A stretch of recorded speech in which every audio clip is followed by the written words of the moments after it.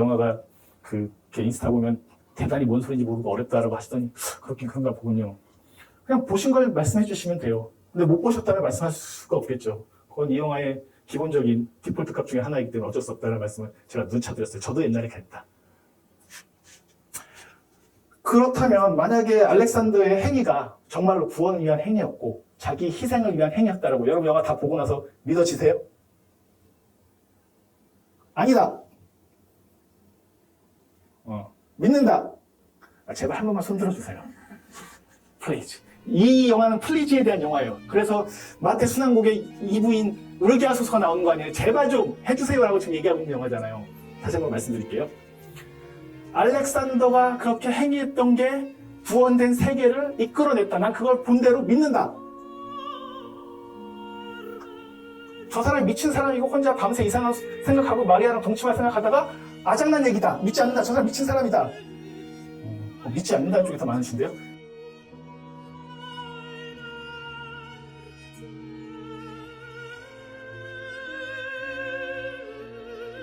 안녕하세요. 네. 타르코프스키의 희생을 보셨고요. 제가 농담처럼 많이 했던 얘기 중에 하나는 희생정신 없이는 보기 힘든 영화다. 여러분들이 어떠셨는지 잘 모르겠습니다만 저도 초반에 그 우편 배달부 역할을 한 오토가 자전거 타고 나타났을 때부터 사투를 벌이기 시작을 했었던 기억이 지금도 역력합니다. 혹시 오늘 희생 N차 관람이신 분 계세요? 네, 3분. 네. 이 영화는 저도 다시 보면서 느꼈던 것 중에 하나는 이게 영화는 변하지 않았을 텐데요. 86년도 작품이고 칸 영화제에서 4개 부문 상을 탔다. 뭐 이런 교과서적인 얘기들은 일단 차치하고서라도 제가 그때 봤던 때와 달리 지금은 훨씬 더 저는 되게 쉽게 봤어요. 되게 쉬워 보였던 영화고 되게 분명하게 이때는 영화를 만들었구나. 왜냐하면 타르코프스키의 전작들 중에서 가장 복잡하고 여전히 어려운 영화는 거울이라는 작품이거든요.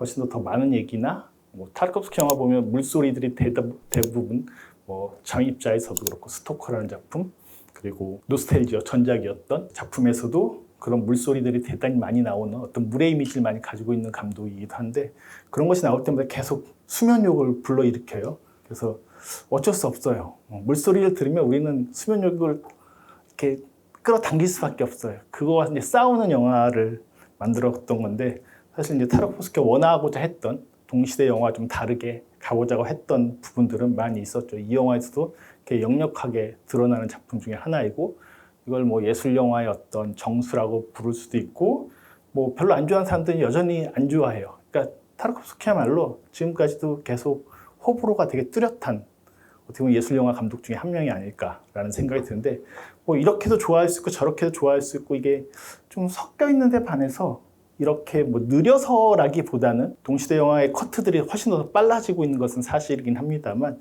이 영화는 거의 공간도 별로 바뀌지 않잖아요. 알렉산더의 집을 중심으로 해서 마리아의 집이나 그 고센과 나무를 심고 있는 그 해안가 공간들 그리고 중간중간 약간 길들 정도를 제외하고는 대단히 제한적 공간에서 펼쳐지고 또 있는 이야기이기도 해서 사실 우리에게 어떤 시각적 변화가 꽤 많이 일어난다라고 느낄 수도 있는데 동시에 거의 현실적으로는 잘 안 일어나는 영화이기도 해요. 그 차이의 미묘한 것들 중에서 이게 변화가 많다라고 느껴지기 시작하면 좀 재밌어질 것이고 이건 한참을 자고 났는데도 아직도 자전거가 저기를 계속 움직이고 있어 라고 하기 시작하면 이제 괴로워지기 시작하는 거고 근데 그런 경험들 어떻게 보면 영화적 경험이기도 하고 예술적 경험이기도 하고 문화적 경험이라는 것도 계속 좀 축적이 되면서 내가 그것을 받아들이거나 수용하거나 느끼는 것에 대한 어떤 변화도 일어날 수 있다고 생각을 하거든요. 모든 문화나 예술들이 그러하듯이 사실은 지금 내가 판단하고 알고 있는 것이 정답이 아닐 뿐만 아니라 그것이 모든 것들을 또 다 갖고 있는 것은 아니기 때문에 여러분들께 꼭 타르코프스키여야만 해 라고 주장하고 싶지는 않아요. 이와 다른 어떤 형질을 가지고 있는 수많은 영화들이 분명히 있겠습니다만 그 중에 한 시대 60년대에서 80년대 동안 장편 기준으로는 7편의 영화를 찍으면서 그건 어쩔 수 없는 러시아 감독이었기 때문에 그렇기도 해요. 당시 지금도 있는 저도 한번 모스크바에서 가봤던 곳인데 모스필름이라고 하는 예전에 이제 국영 영화사였죠. 타르코프스키의 일기를 보면 매일 괴로워해요. 왜? 난 영화를 찍고 싶은데 영화를 찍을 수 있는 게 힘들어요. 지금도 사회주의 국가이지만 이런 국영기업이 있는 국가들, 공산주의 국가에서는 한 명의 감독에게 매일 몇 년 영화 찍게 해줄 수는 없는 거거든요. 다 돌아가면서 순번을 매기지 않겠습니까? 자연스럽게. 그러다 보니까 타르코프스키 영화를 찍을 수 있는 기간들은 4, 5년, 6년, 7년 이렇게까지 계속 간격이 늘어나는 거예요.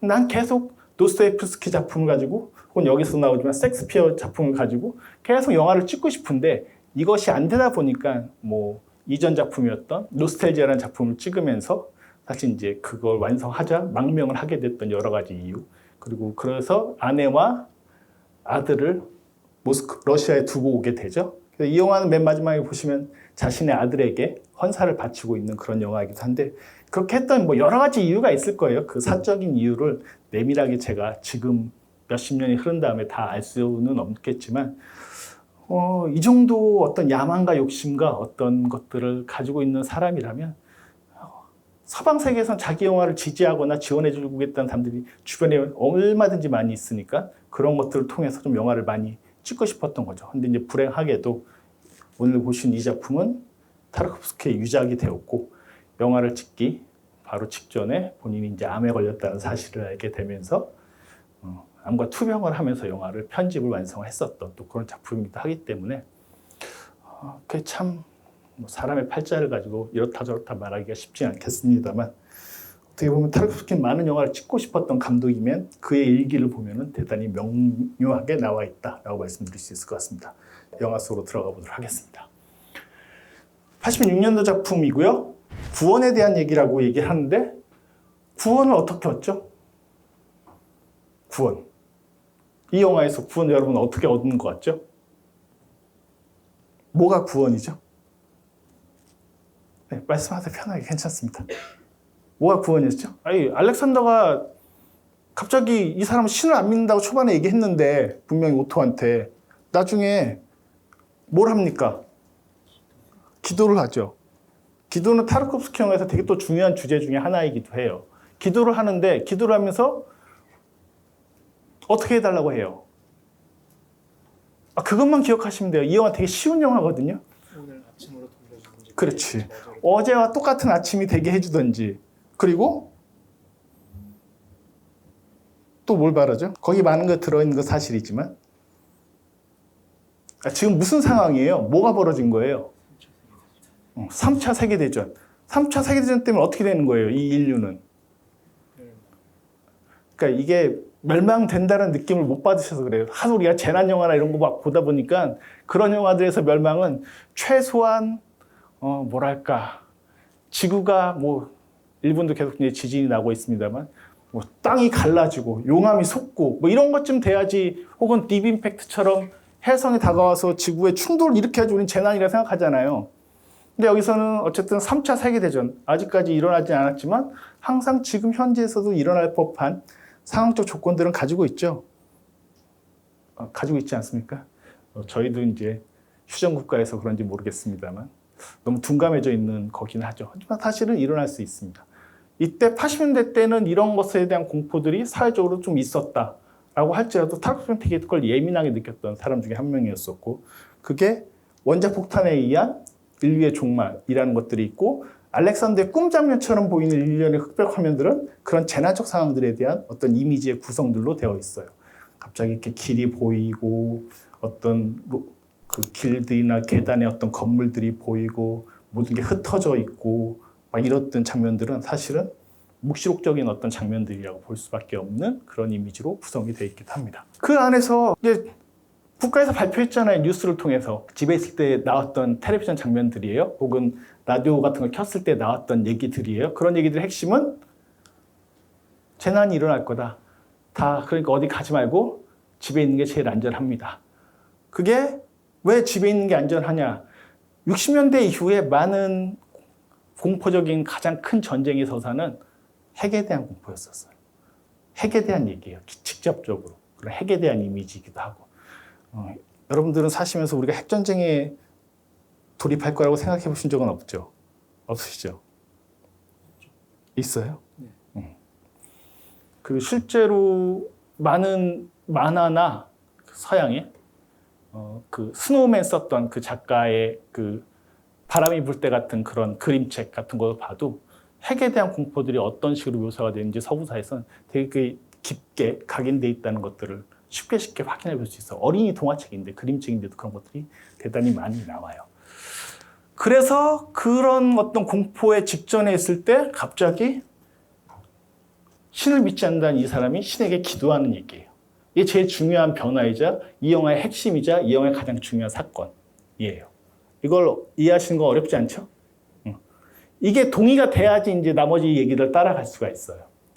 그 얘기예요. 그거 하나 갖고 앞뒤를 구성한 얘기예요. 그럼 구원된 세계는 어떻게 다른가? 다음날 아침에 왔죠? 아침에 왔을 때 여러분께서 느꼈던 건 어떤 거셨어요? 구원이 됐구나. 드디어 마침내.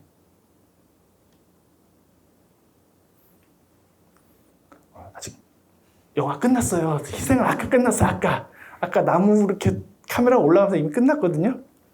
구원이 왔다고 믿었던 그 아침은 어떻게 다르죠? 응? 채도가 그 전에는 채도가 전혀 없었나요? 맨 첫 장면도 채도가 있었는데요. 채도를 가지고 물론 채도를 떨어뜨린 장면들이 분명히 있긴 있습니다만 과연 이전의 세계와 구원된 세계가 다르게 느껴지셨나요? 어떻게 느끼셨죠? 여러분들이 직관적으로 받아들였던 거. 이 영화가 그렇게 인스타 보면 대단히 뭔 소리인지 모르고 어렵다라고 하시더니 그렇긴 그런가 보군요. 그냥 보신 걸 말씀해 주시면 돼요. 근데 못 보셨다면 말씀하실 수가 없겠죠. 그건 이 영화의 기본적인 디폴트 값 중에 하나이기 때문에 어쩔 수 없다는 말씀을 제가 누차 드렸어요. 저도 옛날에 그랬다. 그렇다면 만약에 알렉산더의 행위가 정말로 구원을 위한 행위였고 자기 희생을 위한 행위였다라고 여러분 영화 다 보고 나서 믿어지세요? 아니다. 믿는다. 제발 한 번만 손 들어주세요. 플리즈. 이 영화는 플리즈에 대한 영화예요. 그래서 마태 순환곡의 이 부인 울게 하소서가 나오는 거 아니에요. 제발 좀 해주세요라고 지금 얘기하고 있는 영화잖아요. 다시 한번 말씀드릴게요. 알렉산더가 그렇게 행위했던 게 구원된 세계를 이끌어냈다. 난 그걸 본대로 믿는다. 저 사람이 미친 사람이고 혼자 밤새 이상한 생각하고 마리아랑 동침할 생각하다가 아장난 얘기다. 믿지 않는다. 저 사람 미친 사람이다. 믿지 않는다는 쪽이 더 많으신데요. 근데 여전히 손을 안 드신 분이 더 많긴 해요. 간단하게 이 영화는 총 8개에서 9개 정도의 시퀀스로 나눌 수 있어요. 느려서도 아니고 롱테이크가 많아서도 아니고 이야기 단위나 장소의 변화나 이런 구조로 보면 통상적으로 그 정도로 나눌 수 있는 영화예요. 그래서 시퀀스별로 간단히 이 이야기의 서사를 정리해 볼게요. 이제는 이 얘기만 들으셔도 이런 얘기였구나라는 걸 이제 이해하실 수가 있어요. 주무셨어도 괜찮아요. 따라오실 수 있어요. 할 수 있습니다. 첫 번째는 고센하고 알렉산더하고 아버지와 아들이 죽은 나무 심는 장면으로 시작하면서 3년 동안 죽은 나무에도 물을 줬더니 저 나무가 살아났다라는 어떤 신화적인 얘기, 설화적인 얘기를 들려주는 장면으로 시작을 했어요. 그러다가 오토라는 우체부가 왔어요. 우체부는 왜 왔죠? 초반에? 이때 보면 이제 괴로운 장면이 시작되죠. 카메라가 오른쪽으로 우체부의 자전거를 따라갔다가 왼쪽으로 따라가기 시작하면서 이게 진짜 느려요. 사상 초유일 정도로 따라가고 있는데 오토는 왜 온 거죠? 편지주로. 편지의 내용은? 그렇죠. 생축합니다. 라는 내용 전달해 주러 온 거예요. 하지만 와서 여러 가지 시덥지 않은 얘기들을 하긴 해요. 저 오토라는 사람도 되게 흥미롭게 보여지는 인물들 중에 하나예요. 그리고 우체부라는 직업에서 알 수 있듯이 그냥 연극적 설정 속에서는 일종의 메신저 역할을 하고 돼요. 그래서 나중에 마리아가 희망이다라고 와서 한밤중에 얘기할 때 보면 그 무슨 말도 안 되는 개소리예요. 아무런 근거도 없잖아요. 그리고 설득합니까? 설득할 수 있는 장면은 한 번도 없어요. 그럼에도 불구하고 이 사람이 하는 건 어떻게 보면 메신저라고 하는 것이 갖고 있는 되게 신화적인 의미에서 가장 기본적인 요소는 신의 음성이나 신의 메신저를 정언하는 마치 이 영화에 나온 동방박사 경배라고 하는 그 그림 속에 있는 것처럼 많은 피렌체의 화가나 르네상스 시대 화가들이 그렸던 것처럼 일종의 천사들의 수태고지를 알리게 되는 처녀가 아이를 낳으리니 이름을 임마누엘이라고 하라. 여기 나온 그 동방박사의 경배라고 하는 그 그림은 피렌체에 있는 우피치 미술관에 있는 그림인데 거기에는 다빈치의 수태고지라는 그림도 같이 또 놓여 있기도 해요. 다시 우체부가 와서 그런 얘기들을 하고 있어요. 뭐 니체의 영혼회귀에 대한 얘기들도 하고 막 이런 얘기들 해요. 모르셔도 돼요. 뭐 영혼회귀가 뭔지를 설명드릴 수는 있겠습니다만 그 얘기를 하려고 하는 건 아니에요. 그냥 이 영화를 간단하게 정리해서 이런 상황이고 그러다가 또 다른 친구인 의사인 빅터와 그의 아내까지도 나타났어요. 그러면서 의사는 고센을 보자마자 저렇게 나무 등치에 앉히고 어디야 보자 라면서 수술 잘 됐네. 넌 고통을 참았어. 뭐 이런 얘기들을 해주죠. 해줬어요. 안 믿으셨어도 했어요. 영화 속에서 보시면. 했는데 저 고센은 편도선 수술을 한 걸로 보여요. 저 수술이 뭔지 정확하게 나오진 않았어요. 근데 목을 보고 한 일주일 뒤면 나을 거야 라는 식으로 얘기를 해요. 그래서 다른 여러 가지 데이터나 자료들을 보면은 편도선 수술 정도로 돼 있어요. 그래서 말을 못하는 아이가 아니에요.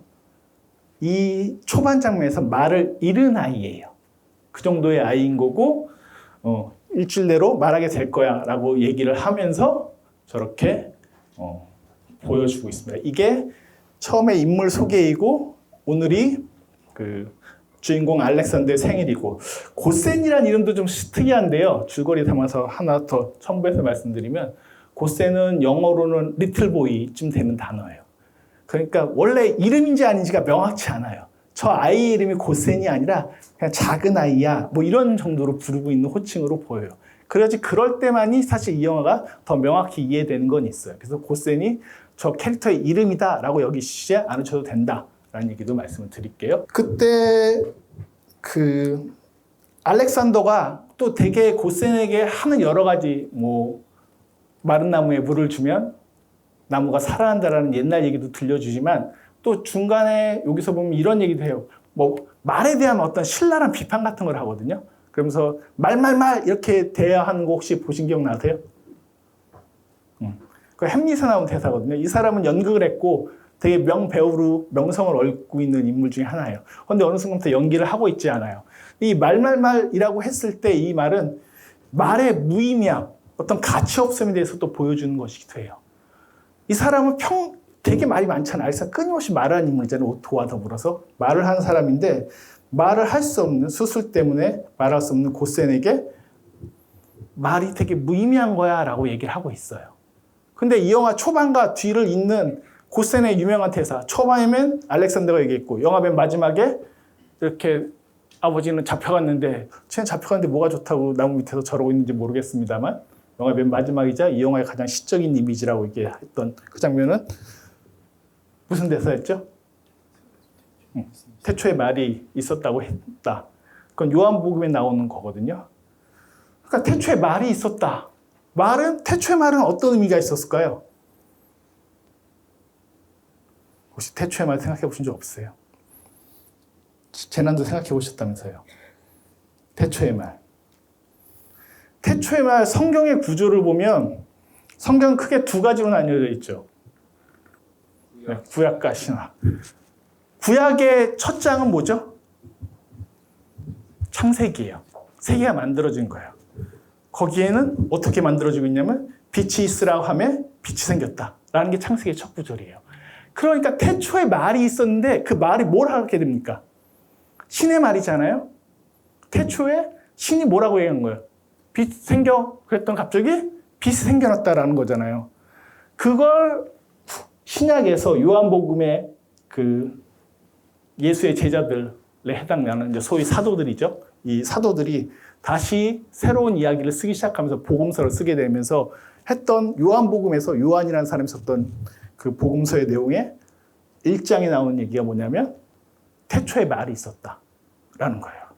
그 태초의 말은 누가 한 말입니까? 신이 한 말이고 그 말이 곧 뭐가 된 거예요? 신이 뭐라 그랬다고요? 창세기에서 처음에 빛이 있으라고 하면 빛이 생겼다라고 했잖아요. 말이 곧 뭐가 됩니까? 그러니까 여러분이 여기서 보면 자, 집에 가 하면 다 집에 갑니까? 다 자 하면 여기서 다 잡니까? 여러분의 말이 그런 힘을 갖습니까? 안 갖죠. 근데 신의 말은 그 말이 곧 뭐가 됩니까?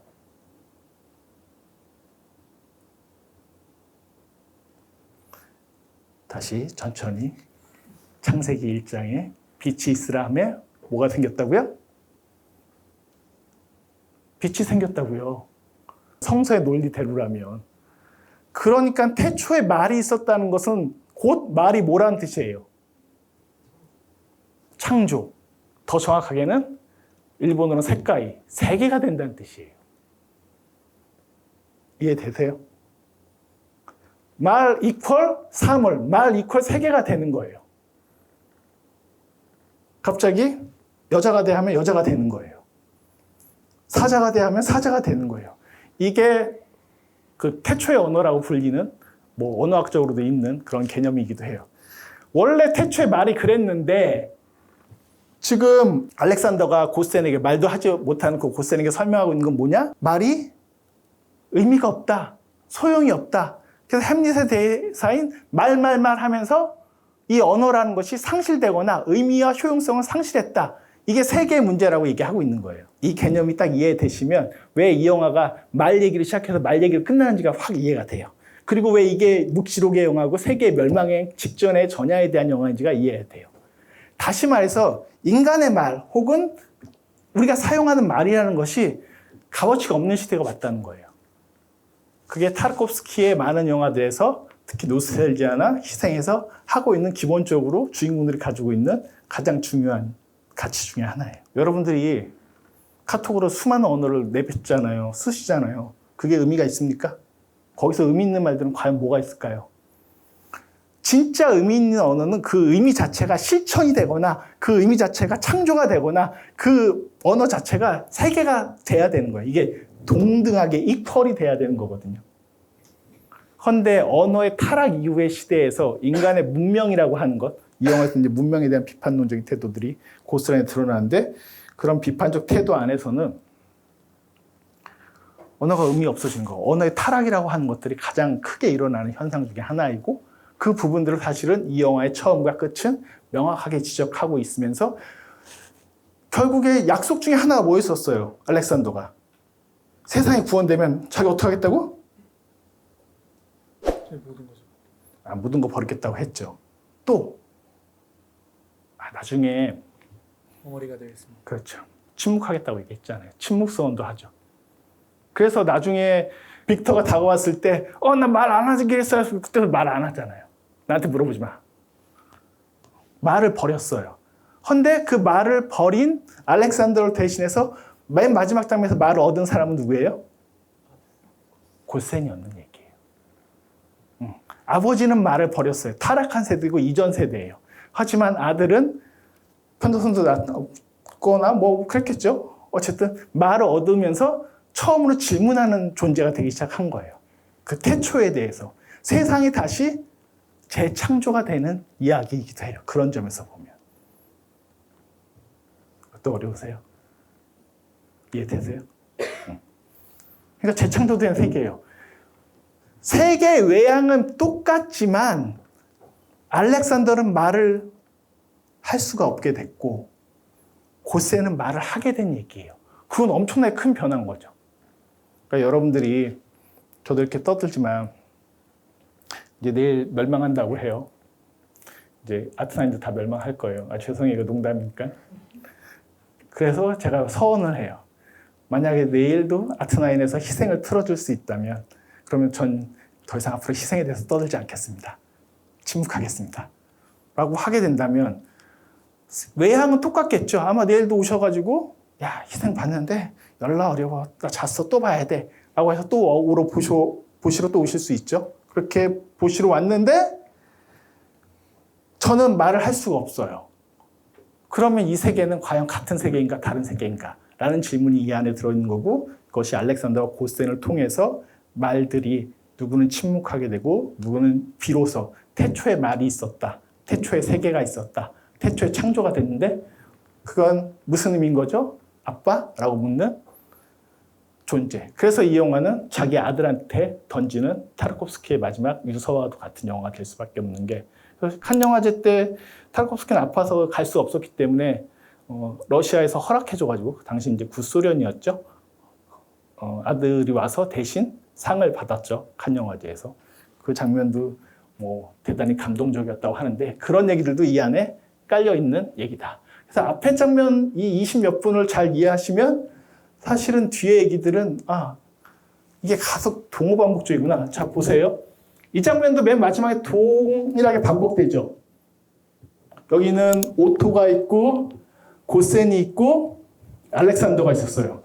맨 마지막에 저 장면 고스란히 반복된 장면 기억나세요?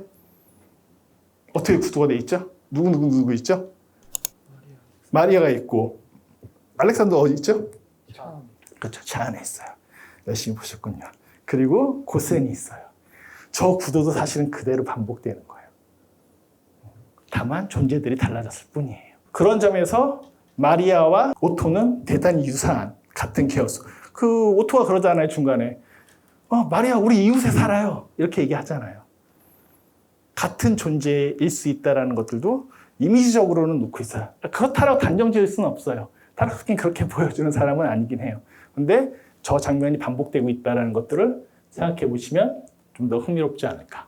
이게 어쨌든 생일 파티 전야에 있었던, 그래서 생일 파티를 초청한 사람들, 모이는 사람들이 다 이 가족들이 모이는 얘기예요. 이건 실외에서 펼쳐지고요. 제가 2번이라고 했던 이유 중에 하나는, 원래 첫 번째 씬이 있었죠. 첫 번째 씬은 4분 동안 그 바흐의 마테순환곡과 함께 뭐가 보여줬죠? 계속 그림. 그게 레오나르도 다빈치의 동방박사의 숭배라고 하는 그 그림만 나왔었어요. 그게 1번이고 2번이고 3번은 이제 실내로 들어가요. 이 실내로 들어가는 건 여러 가지로 생각해 볼 수 있게 만들어줘요. 첫 번째, 여기가 찍은 장소, 여기는 어디였죠? 타르코프스키는 이때 이미 망명을 선언했었어요. 84년도에 선언을 했어요. 그래서 러시아에서 완전히 배신감 느끼면서 그 가족들이나 이런 걸 다 억류했었어. 그런 상황이었었어요. 어디서 찍었어요? 이 영화? 네, 스웨덴에서 찍었어요. 스웨덴에서 되게 유명했던 동시대 감독이 한 명 있었습니다. 그게 누구냐면 잉그마르 베리만이에요. 이 실내 공간에서 이렇게 영화 찍는 방식은 베리만의 뭐 가을 소나타라든가 혹은 다른 뭐 유리 사이로 어렴풋이라든가 이런 베리만 영화 보시면은 되게 실내극적이에요. 되게 연극적이고 실내극에서 다 펼쳐지고, 이 영화 안에서 나타나는 어떤 인물들 사이에 아내가 되게 히스테리컬하거나 이런 어떤 정념에 휩싸여 있구나, 이런 것들은 대단히 베리만적인 캐릭터 인물에 가까워요. 타르코프스키 영화가 그렇게까지는 묘사가 되지 않는 편인데, 이 영화에서는 그런 특성들이 꽤 많이 드러난다라고도 얘기할 수 있어요. 그래서 실내라는 부분이 그런 점에서도 중요하다. 오후에 생일 준비를 하는데, 이때 역시 알렉산더는 계속 회의적인 태도를 보여주고 있죠. 친구 빅터한테도 지식의 사슬로 나를 구속하는 꼴이 됐다. 내가 잘났지만 사실은 되게 문명 비판적인 태도들을 가지고 있어요. 그리고 아내는 남편을 또 비난하죠. 그래, 리차드 3세와 백치, 그때 섹스피어 연극을 공연하고 나서부터 거기서 끝내고 더 이상 하고 있지 않아. 뭐 명배우의 아내인 건 나쁘진 않아. 하지만 런던에 있는 나를 여기로 붙잡아 왔지. 라는 식으로 되게 시니컬하게 반응하는 약간 세속적인 명망에 휘둘리고 있는 인물이라는 것이 꽤나 이 실내극적인 상황 속에서 명징하게 보이는 그런 캐릭터다라고도 할 수가 있어요. 그리고 오토가 갑자기 17세기 지도라고 하면서 유럽의 지도를 들고 또 오게 되죠. 생일이니까 당연히 뭐가 있어야 됩니까? 생일 선물이 있어야죠. 이 영화에서 선물도 되게 중요한 의미를 가지고 있어요. 왜? 여러분들이 신에게 뭔가 부탁을 해요. 예를 들면 부탁을 할 수 있죠. 다 종교들이 어떠신지 모르겠습니다만 부탁을 한다고 쳤을 때, 신에게 부탁을 할 때 그냥 신이여 들어주세요 하면 되겠습니까? 그래서 이제 캐톨릭에서는 서원 기도라는 것들이 있죠. 뭔가 걸죠. 이런 것들은 꽤 많은 인류 문화에 나타난 기도의 구조 중에 하나이기도 해요. 뭔가 걸어요. 그게 바로 뭐냐면 성이 물에 해당되는 거예요. 신에게 뭘 바치는 거예요. 그걸 번제이기도 하고 뭐 여러 가지 뭐 교회 가면 뭐 헌금을 내기도 하는 것들도 뭐 그걸 11조를 여러 가지 의미로 해석을 하지만 사실은 뭔가 나에게 가지고 있는 소유물들의 일부를 주는 거예요. 그럴 때 그것이 답을 얻을 수 있다는 어떤 생각은 인류 문화에서 대단히 보편적으로 나와 있는 모든 종교에서 다 나와 있는 그런 구조 중에 하나이기도 해요. 근데 어쨌든 여기서는 알렉산더의 생일이고 선물들을 준비해 옵니다. 그래서 빅터 같은 경우도 책을 주죠. 이따가 잠깐 보여드릴 텐데 그 책 뭐 있었는지 혹시 기억나세요? 어떤 거 보셨죠? 책에서? 이렇게 보기 시작하면 복잡해져요. 예. 이콘. 소위 성화라고 부르는 거죠. 아이콘, 이콘. 아이콘이란 말이 똑같아요.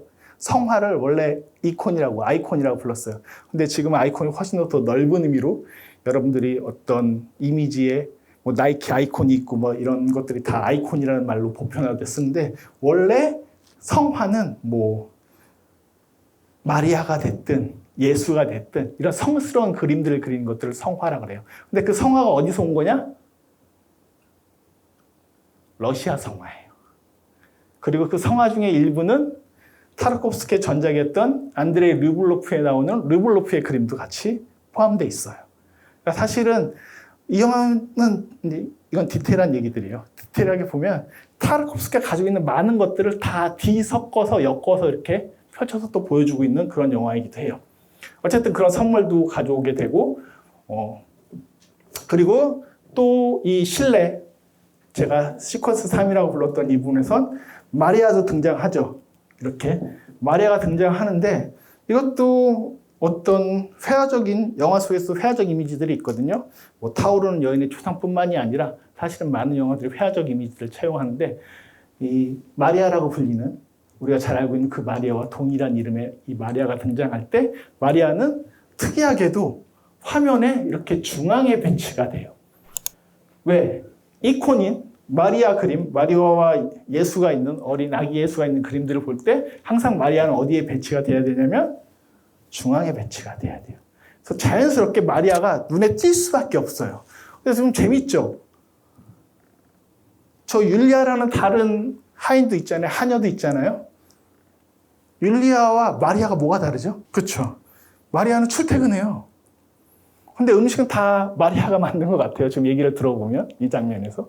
근데 실제로 모든 걸 케어하거나 하는 건 율리아가 또 하고 있어요. 이 하녀들의 기능도 이 영화에서 꽤나 중요하게 보여지는 것이기도 합니다.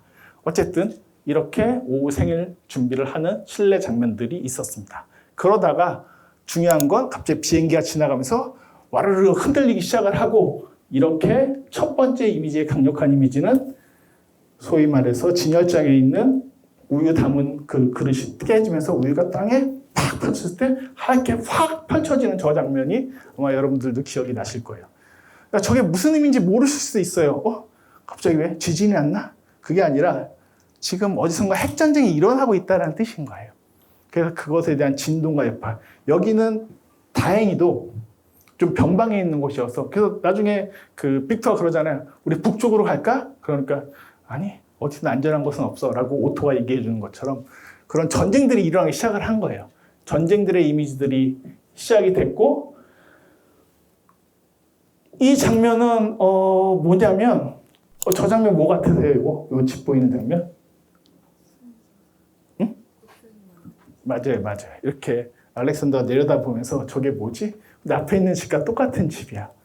고센이 알렉산더를 위해서 준비했던 선물이죠. 오토와 같이 만들었다고 마리아가 설명해주는 장면이 또 등장하기도 했었어요. 그러니까 선물이 계속 나와요. 이 전쟁이 시작됐음에도 불구하고. 근데 저 집 보면서 좀 묘한 느낌 받지 않으셨어요? 왜냐면 카메라가 틸 다운돼서 알렉산더의 시선으로 앞에 있는 큰 집과 고센이 만든 똑같은 모형의 작은 집들을 봤을 때 어떤 이상한 느낌들 안 받으셨어요? 쉽게 말하면 이런 거예요. 앞에 계신데 본인의 집이 있는데 그 집 앞에 본인의 집과 똑같은 집이 갑자기 눈앞에서 발견했다고 한번 생각해 보세요. 안 이상할까요? 더 이상하게 설명드릴게요.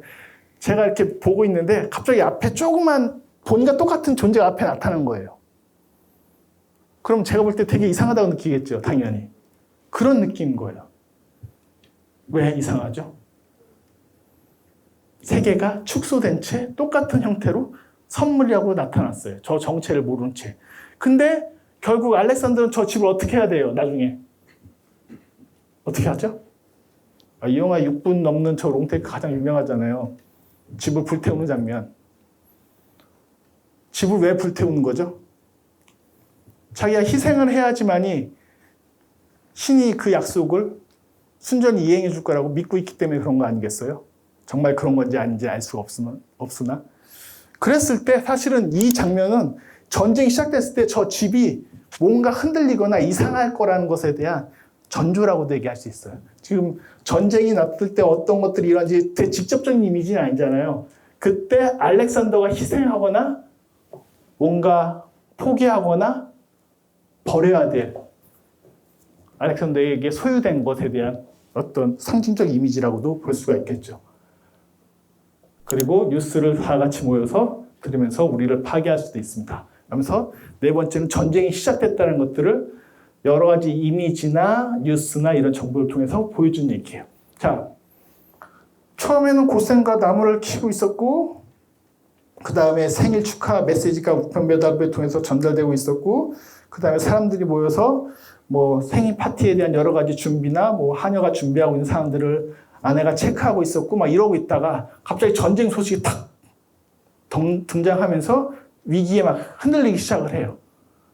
근데 이때부터 긴장감이 와야 되는데, 희한하게도 이 영화는 우리가 너무나 친숙한 재난 영화나 전쟁 영화적 이미지로 그 위기를 보여주는 것이 아니기 때문에 여러분 보시면서 아까와 똑같은 속도로 세계가 흘러가고 있구나라는 그 감각 때문에 정말로 저것이 위기거나 묵시록적 상황이거나 정말 직전에 저녁 오후라는 것을 감각하지 못해요. 그게 이 영화의 문제점이라면 문제점일 수도 있어요. 오늘날의 관점에서 보면. 근데 타르코프스키는 그것을 극적인 영화 구조로 만들거나 하는 것을 원하지 않았어요. 그리고 5번이 바로 이제 사람들의 반응이, 전쟁이 난다는 걸 이제 이 전 시퀀스에서 다 파악이 됐으니까 이게 사람들이 막 반응을 하는 거죠. 이게 반응들이에요. 저 아내는 갑자기 저 의사 빅터에게 다가가서 앉아서 당할 건가요? 라고 막 얘기를 하고 있고, 그러더니 또 혼자 스스로 무너져서 멘탈이 내게 내려진 천벌이지 라고 반응하고 있는 장면들. 그리고 빅터는 저 아내 포함해서 그 딸에게도 주사를 놔두고 있죠. 저 주사 뭘까요? 죽이는 주사는 아닐 거 아니에요. 나중에 죽지도 않고. 무슨 주사일까요? 수면제면 자야죠. 네, 진정제예요. 진정제 중에 뭘 쓸까요? 저 당시에. 맞아요. 몰핀 주사예요. 그러니까 고통을 줄이는 거예요. 근데 이 하녀는 너도 줄까 그랬더니 필요 없어요. 꽤 당당해요. 그리고 이 딸은 저도 싫어하니까 아니 꼭 필요할 거다라면서 애써 또 친절하게 또 주고 있어요. 북쪽으로 가면 될까요? 어디가 안전할지 아무도 모르죠 라고 하면서 이런 얘기들이 막 오고 있다가 재밌는 게 이 영화 초반에 고센이 나왔고 마지막에도 고센이 나오는데 중간에 고센 얘기는 많이 나오는데 고센이 보여지는 장면들은 거의 없어요. 없는 건 아니에요. 나오긴 나와. 이 집에 있을 때도 한 번 나오긴 하는데, 그때 그 알렉산더의 아내가 율리아한테 고센 데려와 라고 얘기해요. 그럴 때 율리아가 이런 반응을 보이게 됩니다. 걔한테 굳이 말할 필요가 있을까요? 그애 모르고 지나갈 수도 있잖아요. 다시 말해서 이 세계에서 고센은 지금 전쟁이 나는지 세계가 멸망 직전에 놓여 있는지에 대해서 전혀 알지 못하는 아이예요.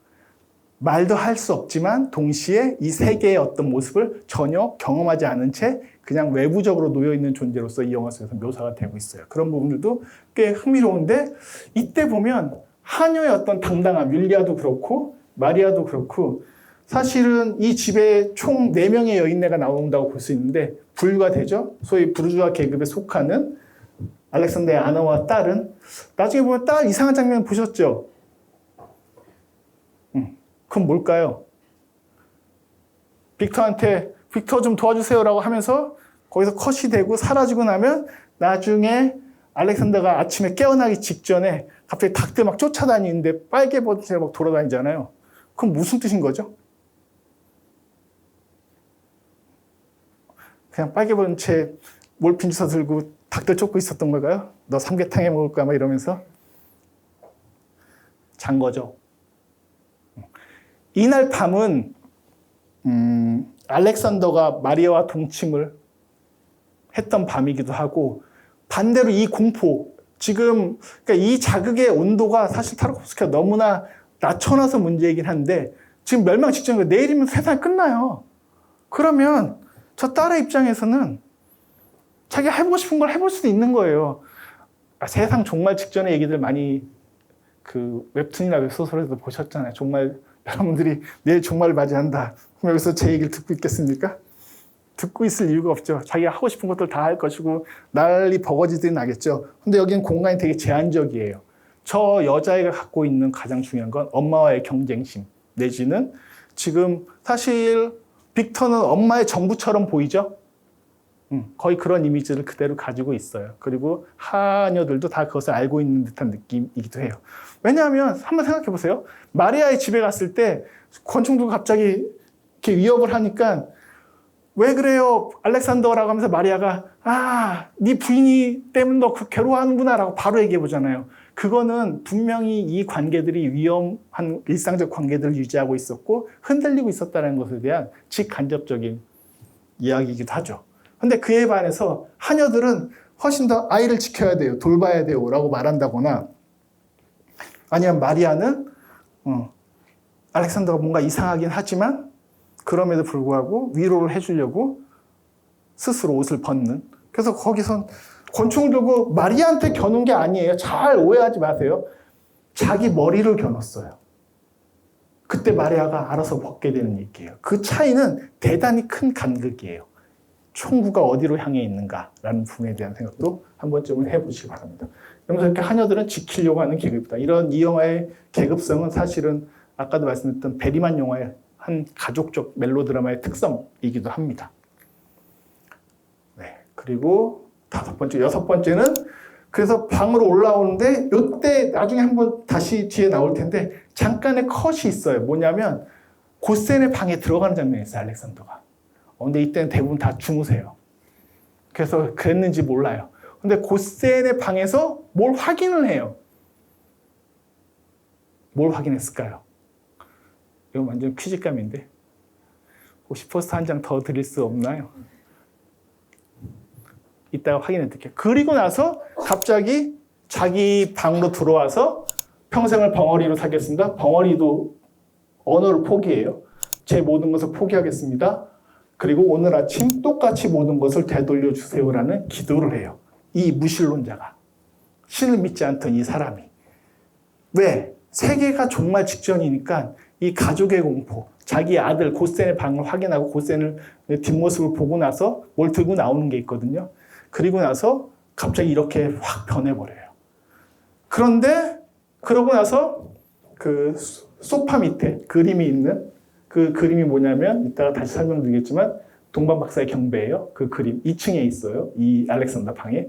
그 밑에서 잠을 잤던데 갑자기 이 남자 오토가 들어와가지고 희망이 있어요 라면서 갑자기 마리아와 동침할 것을 제안하는 황당무계한 얘기예요. 논리적으로는 사실 너무나 말이 안 돼요. 근데 저 말을 믿고 따르게 돼요. 왜? 오토가 그러잖아요. 그거 외에 방법이 있나요? 다른 방법이 있어? 그게 유일한 희망이라니까? 이런 것에 믿게 되는 얘기예요.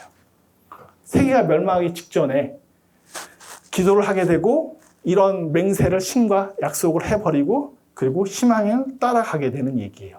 그렇게 보면 이 사람은 진짜 믿고 있는 거예요. 세계가 멸망할 거라는 거. 그렇기 때문에 오토에 설명해봐라고 얘기하니까 사실 설명 못하거든요. 계속 이상한 소리만 해야 되거든요. 그것을 따라가는 얘기예요.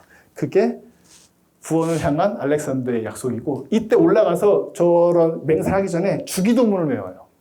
이 사람 입에서 주기도문이 나올 줄 몰랐어요. 옛날에 95년도에 봤을 때 깜짝 놀랐어요.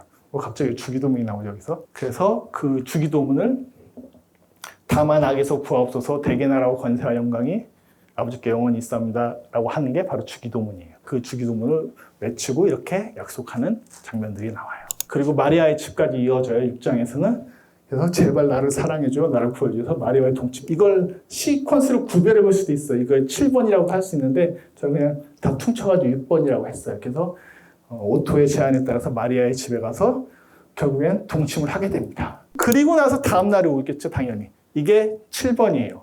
그래서 전화를 해보죠, 자기 출판사 편집장한테. 그랬더니 세상이 변하지 않은 거예요. 이미 이때 세상이 끝나야 되는데. 깨닫게 되죠. 그럼 얘는 뭘 해야 됩니까, 이제 알렉산더는? 약속을 이행해야 되겠죠. 그래서 약속을 이행하기 시작해요. 집을 불태우고 또 이렇게 오토가 나가서 하니까 안 되지, 침묵을 지켜야지. 침묵하게 되고 갑자기 마리아가 보이니까 마리아한테 달려가서 막 이렇게 또 경배를 막 드리려고 해요. 마치 성모를 대하듯이. 왜냐면 세상이 구원됐으니까. 오토의 말에 따르면 마리아와 동침을 하면은 세상이 구원될 거라고 했으니까. 당연히 경이로운 존재인 거죠. 누구의 입장에서? 알렉산더 입장에서. 그런데 저렇게 갑자기 차가 나타나요. 여기서 전 진짜 이해가 안 갔어요. 옛날에도 이해가 안 갔고 지금 다시 봐도 이해가 안 가는 장면 중에 하나예요. 여기서 이제 제가 농담처럼 하는 얘기 중에 하나는, 야, 그러면 이 영화가 알렉산더의 망상을 다룬 영화라고 한번 치면 가족들이나 빅터는 이미 알고 있었던 거 아니야? 미리 저 병원차를 대기시킨 거 아니야? 라고도 볼 수 있다는 거죠. 왜? 어떻게 저 타이밍에 저렇게 기가 막히게 나타날 수 있느냐? 좀 황당하긴 해요.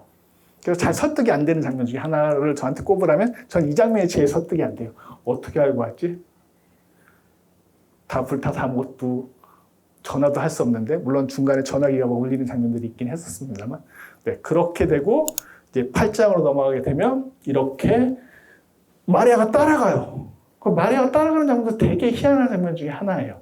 왜 따라가지? 그러면 그날 밤에 있었던 것을 현실적으로 인정해 버릴 수밖에 없는 거거든요. 만약에 우리가 마리아 따라가고 있다라고 한다면 그날 밤에 무슨 일이 있었다라는 것을 우리가 인정해 버리는 거거든요. 근데 망상이라고 하면 마리아가 따라갈 이유가 없죠. 그냥 병원에 끌려가는 건데요. 근데 아까 중요했던 반복되는 장면, 바로 고센과 저 차에 타고 있는 알렉산더와 마리아, 자전거 탄 마리아가 저렇게 있는 거. 오토이고 알렉산더고 고센이 있는 장면이 저렇게 임의적으로 반복이 됩니다. 그러면 이 영화는 꽤나 수미상관적으로 앞뒤 이미지들의 변형, 앞의 세계와 뒤의 세계는 전혀 다른 세계인데 그것이 하나의 세계 안에서 어떤 형태들을 가지고 있나를 전달하는 영화구나라는 것을 알 수 있게 해줘요.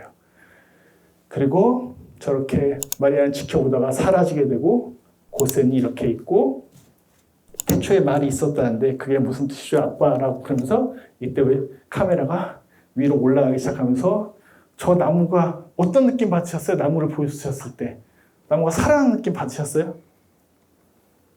아니에요. 여전히 죽은 나무예요. 어떤 느낌 받으셨어요? 그때 잠에서 깨시느라고 나무를 확인 못 하신 거예요? 어떤 느낌 받으셨죠? 저는 예전에 처음 이 영화를 봤을 때는 나무가 살아난다는 느낌을 받았어요. 이상하게도. 근데 나중에 다시 확인해서 보니까 뭐 잎이 무성하거나 살아있는 나무는 아니더라고요. 그럼에도 불구하고 마치 뭔가 생기가 있는 것처럼 그 나무의 이미지는 어디와 이어져서 시작이 되냐라는 것으로 하기 위해서 앞으로 다시 돌아가 보도록 하겠습니다.